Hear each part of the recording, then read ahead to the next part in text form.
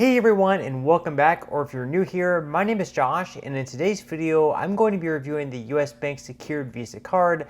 So I'll be going over the main features of this card, its pros as well as its drawbacks.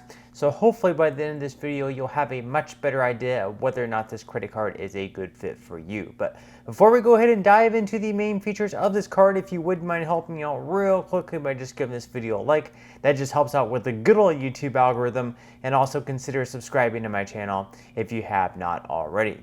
Plus, if you would like to receive up to $9,000 in free stocks, in a pinned comment below, I will be leaving a link to Webull. All you got to do is once you click on that link, it's just to open up a free account and then deposit at least one penny. At that point, they will be sending you at least 3 free stocks. Each stock is going to be worth up to $3,000 each. So in total, they will be worth up to $9,000. Okay, so diving right into the US Bank Secured Visa card and its features. First off, we're going to be discussing what exactly a secured card is. So unlike an unsecured card, with the secured card, you're basically going to be using your own money. So whenever you open up an account, if you are approved for this card, you will have to transfer money from your checking or savings account over to this card, and whatever you deposit onto the card is basically going to be your credit limit. So the minimum that you can deposit over is going to be $300, and the maximum is going to be $5,000. So whatever amount you're comfortable with, you can transfer that amount over. So just hypothetically speaking, let's say you want to go with $1,000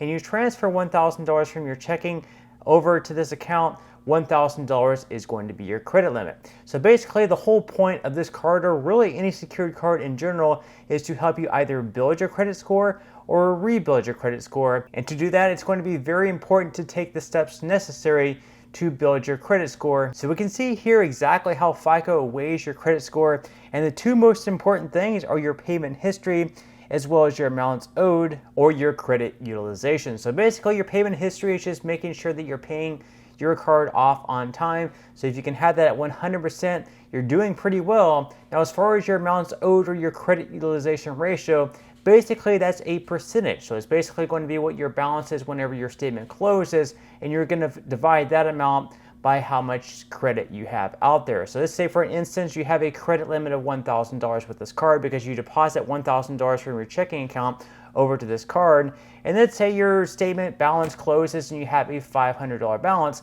Well, in that case, we'd be taking the $500 balance, dividing that by the $1,000 credit limit, and with that, you're going to have a 50% credit utilization ratio, which really isn't all that good. Now, what they recommend is to have 30% or below to have that pretty good, and if you can, have that at 10% or below. So in the case of a $1,000 credit limit, what that would mean is that most you should have a $300 balance whenever your statement closes, and if you can, have it at $100 or even less than that. So that's basically what a secured card is and what you'd be applying for this card for to boost up your credit score. If you can pay this card off on time each and every month and then keep your credit utilization ratio low, after say like 6 to 12 months, you should be able to move on to bigger and better credit cards with better rewards, and those that require better credit scores as well. So now that we went over that, we're going to go ahead and dive into the additional benefits that having this card will provide you with. So first off, you'll be able to choose your payment due date. Now you might be wondering why exactly you would want to choose your payment due date. Well, let's say that you start out and your payment due date is on the 14th of the month. However, you don't get paid until the 15th of the month. In that case, it might make sense to move your payment due date back to maybe like the 18th or the 19th. That way, whenever you get paid, you can make sure to pay off your card in time. Secondly, you're also going to have contactless payments. You also have the ability to set up auto pay. This isn't really something special to this card, but it will be very important because if you're trying to build or rebuild your credit score, again, your payment history is going to be extremely important. So if you happen to have like a late payment, that could definitely ding your credit score, something you'd probably want to avoid. So by setting up auto pay, you can hopefully avoid making those payments late. Then you're also going to have zero fraud liability. This is also something that you get with many other credit cards out there as well. So if you happen to be out somewhere and you lose your wallet and someone picks it up and uses your card and spends hundreds or thousands of dollars, you are not going to be liable for those transactions because you did not authorize them. This also counts online for as well. So if someone steals your credit card number and they go online and make a bunch of transactions on there, you're also not going to be held liable for those transactions, and you will thankfully not have to pay for them. Then also you're going to have the ability to have this card in your mobile wallet. This is also pretty important. Nothing special to this card, but there's been a lot of times where I'll go out somewhere and I forget my wallet or I forget my credit card. And if you have your credit card stored on your mobile wallet, you can make the payment with your phone. You don't have to worry about driving all the way back home just to get your credit cards, then to go back to the store and make the payment. That's something that can definitely avoid a disaster there. And then finally, you're going to be provided with ID Navigator, which is going to be powered by Norton LifeLock. This is basically a tool that helps keep you informed of threats that may affect your identity. Okay, so now that we went over the main features of this card, at this point we are going to go ahead and dive into the APR and fees, because this is also super important as well. So starting out with the purchase APR, your purchase APR is going to be 29.24%, which is pretty high, but as long as you make your payments on time, you don't have to worry about paying any interest.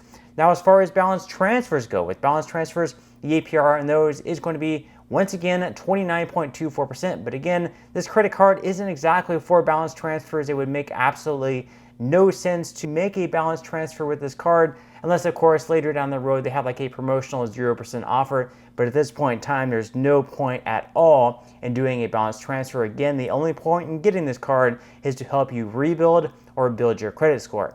Then as far as cash advances go, on this channel I always strongly recommend staying far away from cash advances, just because they have a high APR, as well as a lot of fees as well, just something that I personally stay away from. This of course should not be considered financial advice, but if you do happen to take out a cash advance, just know that your APR on those is going to be a whopping 29.99%.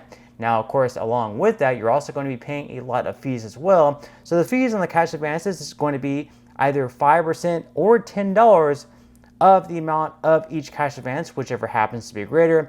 Then as far as balance transfers go, again, there's not much of a point in doing a balance transfer with this card, but if later down the road you decide to do one, just know that with each balance transfer, there is going to be a fee of either 3% or $5 of the amount of each balance transfer, whichever happens to be greater. Then finally, as far as foreign transaction fees, if you happen to travel abroad, this is a card you probably want to leave at home or perhaps maybe not use as much, because there is going to be a foreign transaction fee on every single transaction of 3%. Then as far as late or return payments go, there is going to be a fee of up to $41.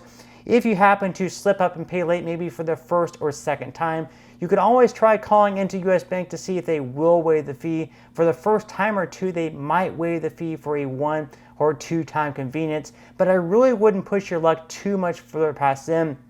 Just another reason to set up auto pay, mark your calendar, whatever you have to do, just make sure that you pay on time, because remember, paying on time is really going to help you boost your credit score. And again, the sole purpose of this card is to help you build or rebuild your credit score.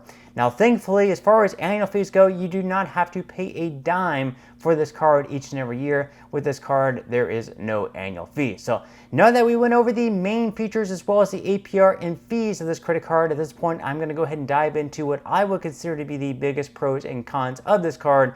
So we're going to start out with the good things. The first good thing, of course, is the fact that you do not have to pay a single penny for having this card. Once again, there are no annual fees, so that is definitely a pretty good benefit. And secondly, it is going to give you the ability, if you do everything right, to build your credit score. And again, that is the main purpose of this card. Build your credit score, make your payments on time, keep your credit utilization ratio low, and then after maybe like 12 months, you can move on to better cards that have more cash back offers, more spend bonus offers, a lot better benefits, and things like that. Now, as far as the drawbacks go, first thing I will say is this card does not offer any type of spend bonus. It does not offer any type of cash back. And then you're also going to be paying a 3% foreign transaction fee. So just to sum things up here, all in all, it's definitely not a bad card. Again, you can definitely build your credit score with it. However, there are a lot of other secured credit cards out there where you can also build your credit and you don't have an annual fee. And you can also earn some cash back and a spend bonus along with it. Just for one example, you have the Discover It secured card. And with that one, you're going to be earning 2% cash back at restaurants and gas stations, and then 1% cash back on everything else. And then at the end of your first year with this card, they will match all the cash back that you earn. So let's say, for example, you earn $300 in cash back. After your first year, Discover will match that and give you $300 as a spend bonus. Then you also have 2 other secured cards also by US Bank that are much better than this one. So for example, the US Bank Cash Plus secured credit card. With that one, you will be earning 5% cash back in 2 categories of your choice, 2% cash back in one category of your choice, and then 1% cash back on everything else. Then you also have the US Bank Altitude Go secured card. In that one, you're going to be earning 4x points per dollar spent on dining and restaurant delivery.